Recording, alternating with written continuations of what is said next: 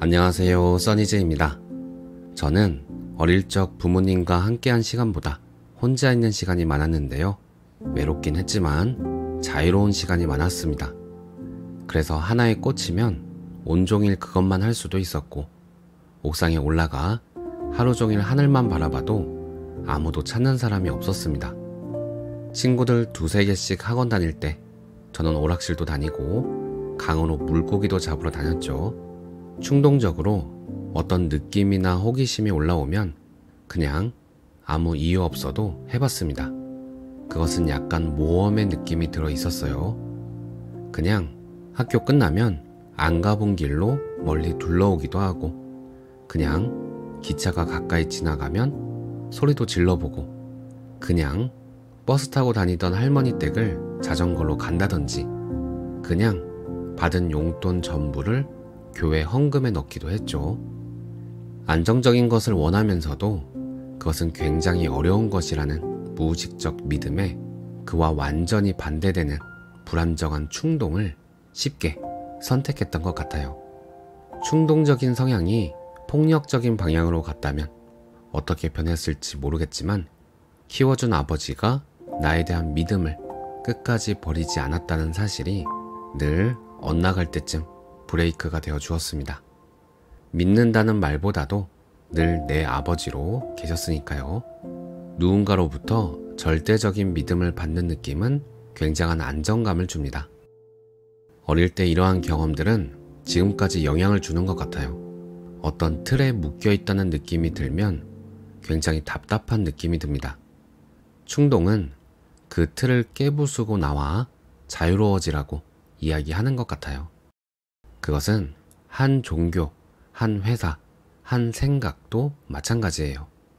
여러 선생님들의 책을 보면서 내가 믿고 있었던 틀이 깨지는 순간에 저는 자유로움을 느낍니다. 회사에서 모든 열정을 태우면 태울수록 역할과 책임감도 점점 커졌는데, 그러한 것들을 내려놓았을 때 큰 해방감을 느꼈습니다. 그런데 예전과 달라진 부분이 하나 있어요.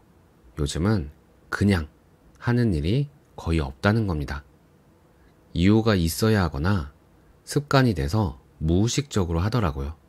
하기 싫은 일을 해야 할 때는 해야만 하는 이유를 찾아서 합니다. 하루 일과를 쭉 살펴보면 대부분이 해야만 해서 하는 일이에요. 만날 사람이 없어도 일어나서 씻는 것은 몽롱한 정신을 차리게 만들기 위해서이자 습관이고, 일어나서와 잠들기 전 명상은 생각을 비우면 좋다는 걸 아니까 하는 거고, 설거지와 청소, 환기는 안 하면 불편해지니까 하는 거고, 기타 연습은 매주 합주가 있으니까 연습 안 하면 안 되니까 하는 거고, 책 읽고 유튜브 영상 만드는 것도 공부도 되지만 수익과 관련이 있고, 스마트폰을 들여다보는 습관들, 화장실을 가는 생리적인 행동들, 모두 그냥 하는 것은 없더라고요. 이런 일들에게서 감동을 받는 일은 적고 그저 무의식적으로 흘러갈 때가 많은 것 같습니다. 하지만 가끔 그냥 할 때가 있어요. 앉아있는데 창가로 들어오는 볕이 너무 좋아서 그냥 명상을 바로 시작합니다. 오늘은 왠지 먹을 것을 만들어 보고 싶어서 레몬청 재료를 사다가 만들어 봅니다. 갑자기 라이브 방송이 하고 싶어서 유튜브 라이브 방송을 켭니다. 밤 12시가 넘었는데 카메라를 들고 무작정 산책을 나갑니다. 동화 같은 이야기가 쓰고 싶어져서 말도 안 되는 스토리를 적어나가기 시작합니다. 이상하게도 제게는 반복적이고 이유가 있는 행동들보다 비교적 충동적으로 행동할 때 더 몰입되고 집중되고 기쁨이 큰 것 같아요. 왜 그런 걸까요? 니탈리 골드버그의 뼛속까지 내려가서 써라 라는 책을 보면 이런 글이 나옵니다. 일단 노트에 글을 쓰기 시작하면 나는 줄 바깥쪽과 하단의 여백 따위는 신경 쓰지 않는다. 그냥 노트 전체를 빽빽하게 채워버린다. 글을 쓰는 동안 나는 더 이상 글쓰기 교사도 아니고 배우는 학생도 아니다. 무엇보다 나 자신을 위해 글을 쓰고 있기 때문에 여백을 남겨야 한다는 제한에 얽매일 이유가 없다. 이런 방법이 심리적 해방감을 준다. 그리고 글쓰기가 제대로 발동이 걸려 정말 이것저것 요리를 하는 시점에 들어서면 나는 구두점이나 맞춤법 등의 다른 규제들도 모두 잊어버린다. 또 필체도 변한다. 나는 점점 더 확장되고 느슨해진다. 수업 도중 글쓰기에 몰입하는 학생들을 둘러볼 때가 있다.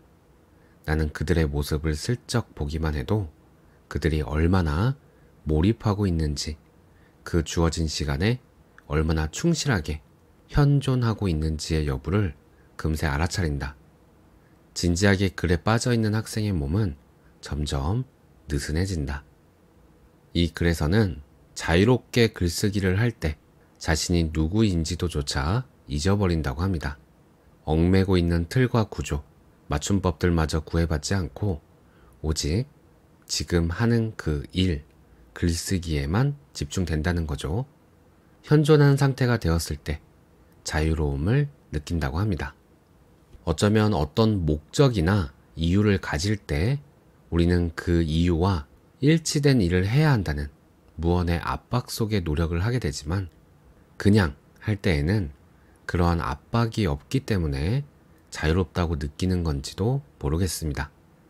하지만 이러한 틀이 없는 것이 무조건 다 좋다고는 할 수 없는 것 같아요.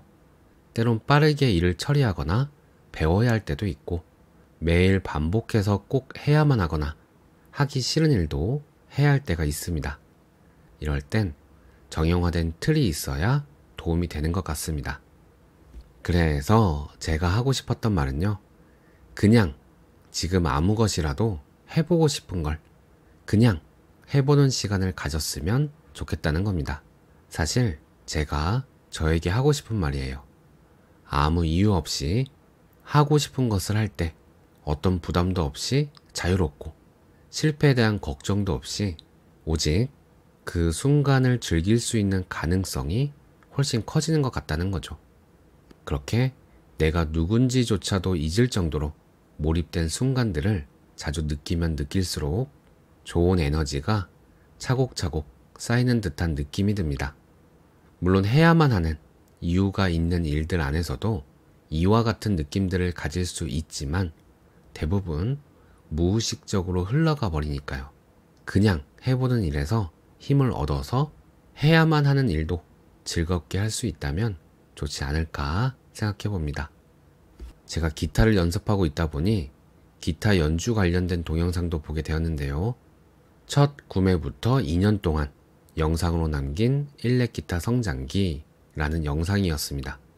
어떤 분이 이 영상에 댓글을 달았는데 이분의 댓글 내용이 비단 기타만을 이야기하는 것이 아니라 인생 전반에 통찰이 들어있는 것 같아서 이 댓글을 공유해드리고 마치도록 하겠습니다.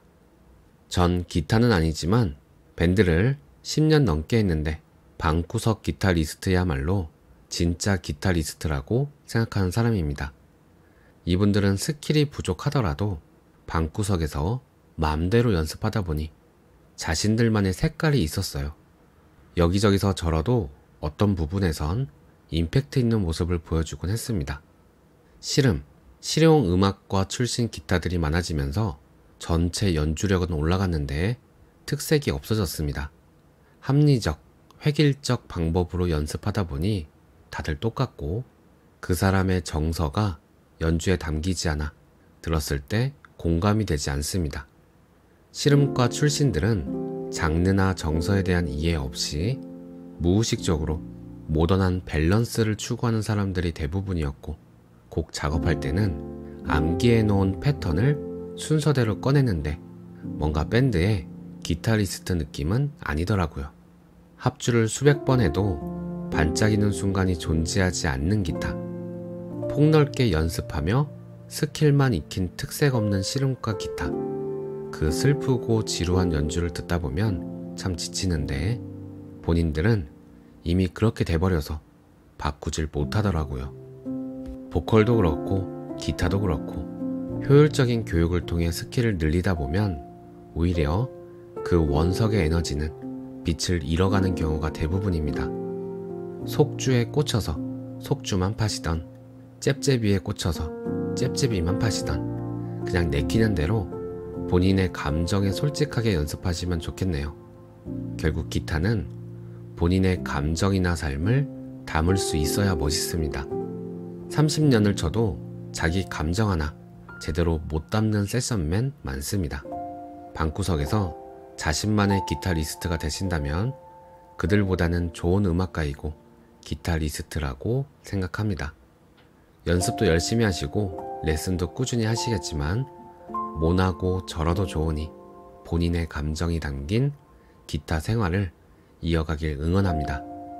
여기까지인데요. 저도 모두가 획일화되고 정형화된 마음 공부보다 스스로 자신의 내면을 살펴보고 관찰하면서 본인만의 본연의 색깔들을 발현하셨으면 좋겠다는 생각을 해봤습니다. 저도 포함이고요. 그렇게 함께 성장해 갔으면 좋겠습니다. 오늘도 삶에서 마주하는 모든 순간에 가슴을 열고 감사와 사랑을 발견하겠습니다. 오늘도 평온한 하루 보내세요. 감사합니다.